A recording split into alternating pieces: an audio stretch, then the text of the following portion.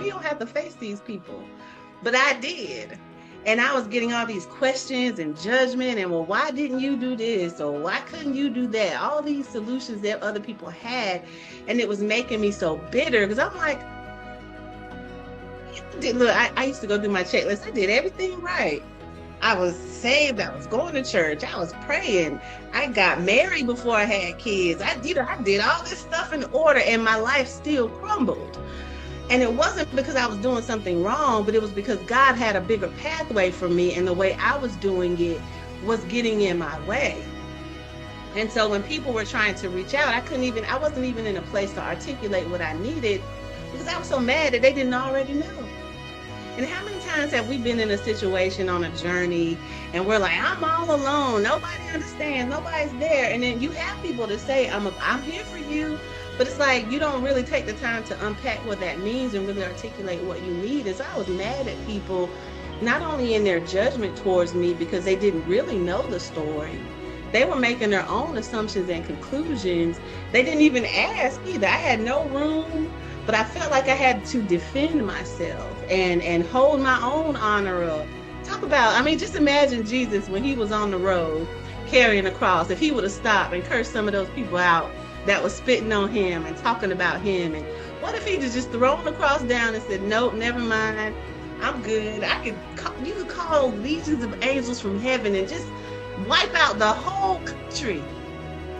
But yet he understood the assignment that he had to carry this cross for us, something bigger than us, beyond how we felt at that moment. And so when I look at Exodus and I look at the complaining that the people went through, it helped me understand and give myself grace that I can't be mad at people if I didn't know what I really needed to tell them. They were coming to support someone that didn't exist there anymore. I was broken. I was hurt. I was bitter. I was mad. Why is this happening to me? This is not supposed to be my lot.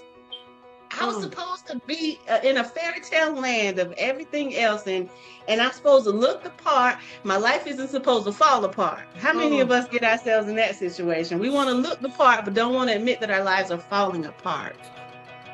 And so what ended up happening is that when I began to continue to kind of give myself that grace in that moment to heal from what was really going on, which was I was upset with God. I had idolized my own agenda over what God had planned for me. And so that when people were looking for me to help, like they were going to be there for me, I wasn't there because I'm at the heaven's door knocking on the door like, God, you messed up. You totally missed this. Pity parties, self-pity parties, instead of finding yourself giving glory and being content in whatever state you find yourself in. And when I was on that journey of coming out, I found myself and my true self and peeling back to understand not only that this too shall pass, but this too, it came to pass. So if I would have blocked it and tried to deny it from coming, it wouldn't ever pass because I would have fought it. I was doing everything I can. People could come and give me a word of support. I remember a pastor was consulting me. I was under his leadership, a large mega church. And he's like, your situation reminds me of Job. And I'm like, this is not what I want to hear right now. What do I hear that? Why? I'm connected to Job. Like I totally want to disassociate I wanted to hear stuff like, you were robbed. This isn't your lot. Like this is the devil. This is evil, and God's gonna come. I wanted something different than what I was getting, and so when I didn't get that from the people around me, I was holding them accountable. They never had the capacity to be who God was supposed to be to me. They couldn't be that comforter. They couldn't be that healer. They couldn't be that deliverer. Even though I wanted them to be, I expected them to be. I expected them to be all that what my husband was not at that time, what I needed to be to break through, what I didn't have from my family, like blood family and the friends and family along the way. And so that bitterness to better journey really dealt with me forgiving myself from feeling like I had failed and really releasing my idolatrous nature of my own thoughts and my agenda that I was exalting over God's divine plan for me. Fast forward now, 10 years later, oh my God. I thank God for that place I was in. Because God got the glory then, even though I didn't want to show it or give him the glory. Anyway, he's sovereign. But when you look at the bigger picture and you step back and you look at what God has brought you through, you can look back with that grace and that mercy that you give yourself because he gave to you. And then that gives you an abundance to be able to give to others so that you don't burden people with the accountability to do something and be something for you and to you that they never had the capacity to be to you and for you. Why? Because God has this special place in your heart that he's supposed to be number one, and there shall be no idols above him. And so in that truth, even when we put even our partners, people that we care about, our relationships, when we idolatrize that relationship, God has a way of reminding us of his sovereignty. So I'm, hindsight 2020, I'm grateful. I got better along the journey, but it was a big season of bitterness that I lost out on a lot because I was just focusing on what I didn't have and what was taken away from me. And here it is, I fast forward 10, 15 years later, God has not only exceeded what I felt like was robbed, he's given me more, exceedingly and abundantly, above all I could have asked or thought. Even in that moment when I thought he should have given me this or I thought he should have done that, he's exceeded my expectations because I didn't even have the capacity to see what the potential of what he could give me because I was so lost in my own bitter feelings and my emotion and not getting what I want and allowing my emotions and my desires to be idolized over what God's will was for my life. Shemeka, I could drop the mic for you. Okay? Like, Shemeka just summed up. Let me read the comments in the chat. Tiffany said, whew, idolize your own agenda. My goodness. Sherry said, I can relate. Natasha said, yes. So it's like, come on, these women, they can understand. They can relate. It's spirit recognize spirit. For I reckon that my present sufferings are not worthy to be compared to his glory that shall be revealed. That she just did all of that, y'all. That her whole spiel was that scripture. Oh, yes, and amen. Like we have this opportunity in our life because we're not going to avoid struggle. It's part of it too. Like the struggle is the pressing of the oil out of us. And if we don't get that pressure, the oil can't come out. If we don't get that pressure, the diamond can't be seasoned enough to manifest what its true purpose is. But sometimes we idolize our own desires above what God has for us because it doesn't look like what we want at that time. And we miss out on so much. Things fall off and then we fall off and then we fall apart. And then here it is, God's having to come back, bring you back to where he ordained you to be with a whole bunch of broken pieces that now you're dragging and holding to try to keep it together.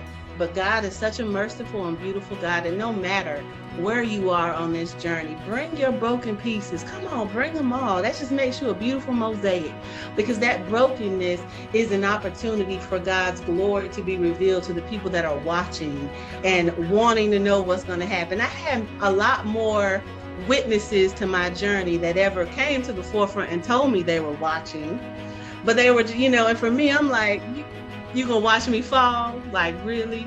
You gonna really watch me fall? But even that too was in the ordained journey that God had for me, because there's a scripture that says he will prepare a table in presence of our enemies. Come on. We can't keep hiding this stripping process, because God has to prepare a table before us in the presence of our enemies. And if we don't allow them to witness the promises of God, because we want to fake it till we make it and not show this naked and not ashamed reality that we're in, we're missing out on the bigger picture that we're supposed to be soul winning, right? Well, how can we be a soul winner if nobody knows how your soul got the way it was? I need about 15 How can we be a soul winner if nobody really honestly knows how your soul got to where it was? So we have to be naked. And that not ashamed part is the part we struggle with. But if we can never put our pride aside and we can never humble ourselves to get to the truth of what God has ordained for us, then our nakedness is a delivery component for someone else's manifested healing. Come on. Look, Tiffany just dropped them. She put a microphone and dropped it in the comments. Tiffany said the pressure is necessary. God needs to be God, the I am. Yes. Yes, yes, yes. Yes. Tiffany, I'm telling you, it's like Shemeka was just right there with us last night. I'm telling you. That sounds like a good session. Okay, y'all. I'm going now. This next topic, she says, this next chapter, I'd like to report a robbery. And she's talking about her triggers, those emotional triggers, and she explains the physical symptoms from the emotional triggers. She said all it took was a triggered memory and the emotions and thoughts from the initial offense. My face will begin to frown, gritting teeth, and body tensing at the thought of those individuals. Shemeka, mine, I think I did all of that in my deliverance phase because I had a spirit of bitterness that had just, let me change that. I think it was a root and a spirit of bitterness that was in me that God had to come and pluck up and dig up and destroy. Not just pluck it up, but it needed to be destroyed because it turned into rage.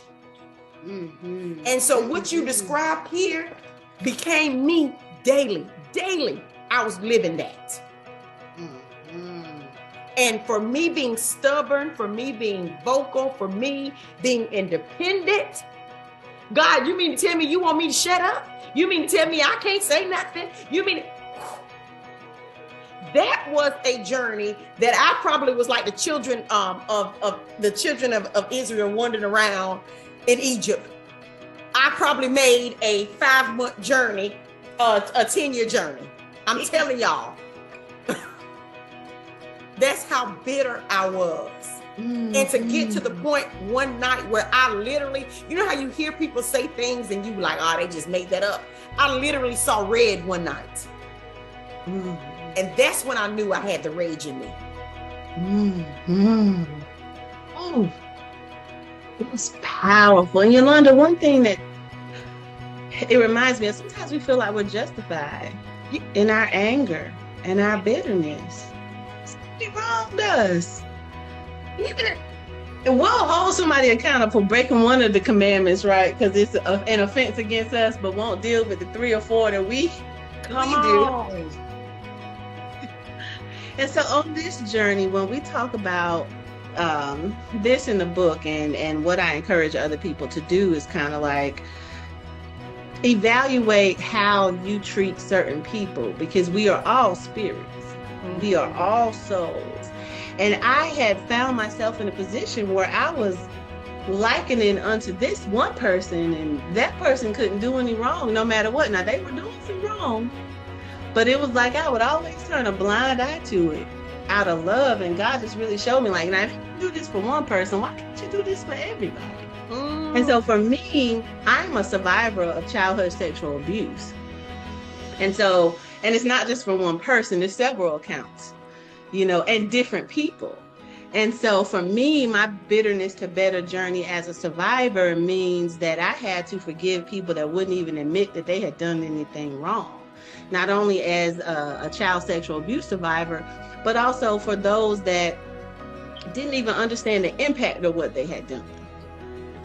And I was holding on to it. And if I saw a certain person or they breathed a certain way or they said something that triggered a past memory of I would remember all 10 things they did. And all they probably could have said was, probably couldn't even have been towards me.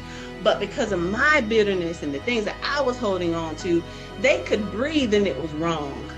They could just look and it was like, oh, you're looking at me funny, and I'm holding this anger and it's coming out in my words, and I'm a leader still. I'm a leader. This whole time I'm going through this process. And when God began to reveal to me the potential you have, like him allowing me to see that I could believe this and feel this way towards one person, showed me what's possible for every soul. And I'm so glad that he gave me that revelation to know that this is not a singular thing. There's nothing special about this person. No, this is how everyone should be treated in our life, regardless of what they've done. And it doesn't mean you got to it doesn't mean you forgive them and then go back in there and get hurt again. But it does mean that you're not holding fault to the point that you're passing the judgment and condemnation against that person. That's God's business and that's God's design. And God has to do that. But that attention that we give in our mind to think about what that person did to us and what gets us, the memories had a power enough to make me mad over and over and over again. Now, how in the world can something that happened 5, 10, 20 years ago still at a thought trigger rage and anger to the point that I forget who God is, I forget my salvation, I forget my calling, and I'm cursing you out and I'm fighting you? So my nakedness journey on this today this is a daily walk. This is a daily thing. I have to constantly check my thoughts and my mindset so that I don't allow rage to come in, because it only takes a wedge for the enemy to come in. It only takes one opportunity. We resonate on that spiritual wickedness in high places too long, then we allow that wedge to become a gap, that becomes a bridge, that becomes an open door, that leads us down a road that we sometimes cannot return from without getting outside help. And so when God ministered to me and revealed that to me, it helped me put into every single one of y'all are spiritually, right?